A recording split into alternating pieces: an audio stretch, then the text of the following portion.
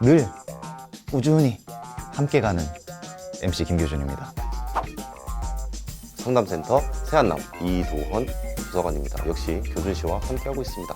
사실 역시라는 말이 이제 어울리지 않지 않습니까? 독립을 몰래 꿈꾸고 있는 어떻게 보면 일종의 좀 오늘 설명해 주실 공제 항목, 제가 알기로는 이제 역대 공제 중 아주 긴 이름을 자랑하고 있는 이제 복잡한 친구인데 어떤 공제입니까? 자, 주택 임차 차입금, 원리금 상환액에 대한 소득 공제입니다. 쉽게 생각하면 뭐 전세자금 대출이다. 그렇습니다. 전세자금 대출이라고 생각하고 이 내용을 들으시면 이해하기가 쉬울 겁니다. 요건부터 한번 알아보고 갈까요?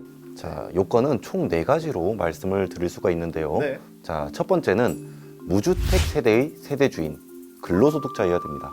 그리고 두 번째는 임대차 계약서상 입주일과 주민등록표 등본상 전입일 중 빠른 날로부터 전후 3개월 이내에 차입을 해야 됩니다. 그렇습니다. 그리고 세 번째는 그 차입금이 대출 기관에서 임대인 계좌로 직접 지급되어야 합니다. 네. 마지막 네 번째는 그 임차한 주택이 국민주택 규모의 주택에 해당되어야 됩니다. 네. 자, 이때 2013년 8월 13일 이후 상환하는 분부터는요, 국민주택 규모의 주거용 오피스텔도 포함된다는 점 참고해 주시기 바라겠습니다. 요건을 다 충족했을 경우에 소득공제를 받을 수 있지 않습니까?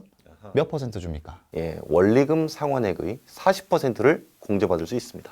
그렇다면 여기에도 한도가 있습니까? 자, 주택 임차 차입금, 원리금 상환액에 대한 소득 공제와 주택 청약 종합저축 소득 공제를 동시에 적용받는다면 이 두 가지 공제액의 합계액이 300만 원을 초과하면 300만 원까지만 공제를 받을 수가 있습니다. 주택 임차 차입금 원리금 상환액 소득 공제, 이것이 궁금하다. 따단 3위. 3위, 연도 중 주택을 팔아서 무주택이 된 경우 소득 공제 받을 수 있나요? 주택 청약 종합저축 소득 공제의 무주택은요, 연도 중에 주택을 단 한 번이라도 소유한 적이 없어야 된다.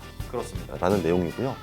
그리고 2번, 주택 임차 차입금 원리금 상환액에 대한 소득 공제의 무주택은 12월 31일 현재 무주택 상태인 것을 의미합니다.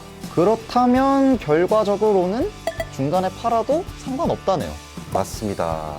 자, 그런데 이 어려운 개념이다 보니까 교준 씨가 잘 이해하셨는지 궁금하네요. 스피드, 휘트! 무주택 세대의 세대주인 그런 근로소득자가 이 전세자금 대출을 받고 원리금을 상환하고 있었습니다. 그렇습니다. 그런데 10월 달에 주택을 소유한 부모님 집으로 전입을 했어요. 네. 그러면 소득공제 받을 수 있을까요? 스피드 퀴즈 치고는 되게 루즈하네요.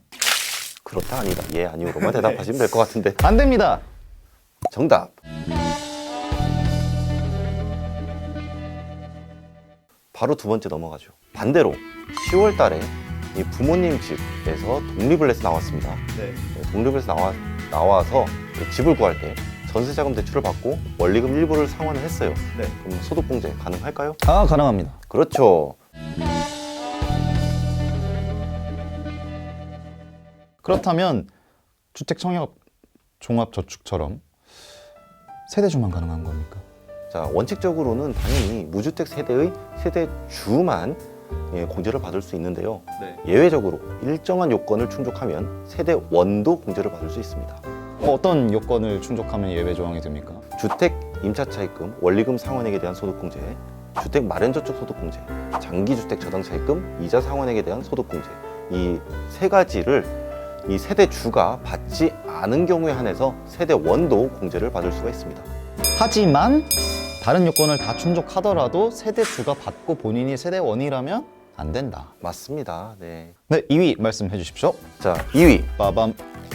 전세자금 대출을 언제 받아야 공제받을 수 있나요? 두 번째 요건이었습니다. 바로 임대차 계약서상 입주일과 주민등록표 등본상 전입일 중 빠른 날로부터 전후 3개월 이내에 차입한 자금이 바로 공제 대상에 해당이 되는 거예요.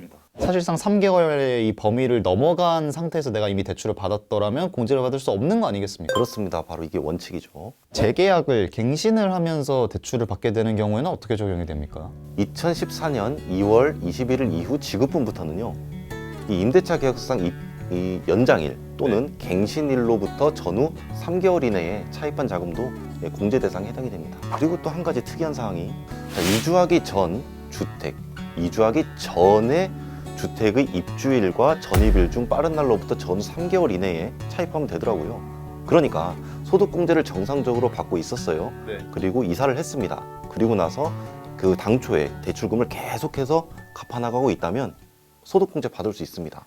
자, 이 부분 꼭 기억하고 넘어가 주시기 바라겠습니다. 대망의 1위 가보도록 하겠습니다. 자, 대망의 1위. 빠밤. 전세자금으로 사용하기 위해 차입한 신용대출 상환액도 공제 가능한가요?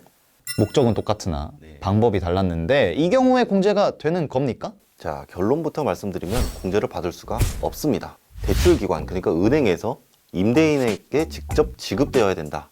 자, 이 요건이 있었지 않습니까? 네. 전세자금 대출의 대표적인 특징이에요. 신용대출을 받아서 전세자금으로 사용했다라는 것은 이 대출금이 은행에서 임차인, 그 차입자죠? 예, 지급이 되고요. 임차인이 임대인에게 이제 지급하는 구조가 되지 않습니까? 원래 전세 자금을 위한 대출이기 때문에 은행에서 임대인에게 그냥 직접 쏴주지 않습니까? 다이렉트로 써야 됩니다. 자, 바로 이런 경우 때문에 신용대출 그리고 뭐 일반 법인, 뭐 각종 공제회에서 차입한 그런 전세자금 대출은 안 된다는 것이죠. 은행에서 직접 가야 됩니다. 그래서 전세자금 대출. 근데 한 가지 유형이 더 있습니다. 오, 더 있습니까? 대부업을 경영하지 않은 거주자, 그러니까 개인으로부터 차입한 경우에도 공제를 받을 수 있는 경우가 있을 수 있습니다. 그러니까 내가 교준 씨한테 대출을 해준 경우. 그렇죠. 뭐 개인끼리 계약서를 썼겠죠. 네, 전 대부업을 하지 않습니다. 그렇죠. 공무원인데 무슨 소리 하시는 거예요?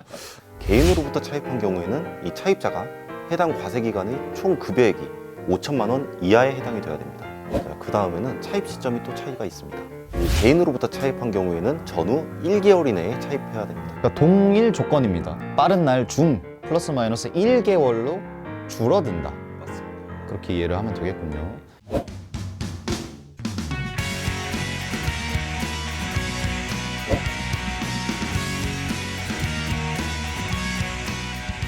오늘도 사실 주택이다 보니까 달렸습니다. 아유, 너무 많이 달렸습니다. 네. 정확한 명칭 다시 한번 설명드립니다. 주택 임차 차입금 원리금 상환액 소득공제입니다. 맞습니다.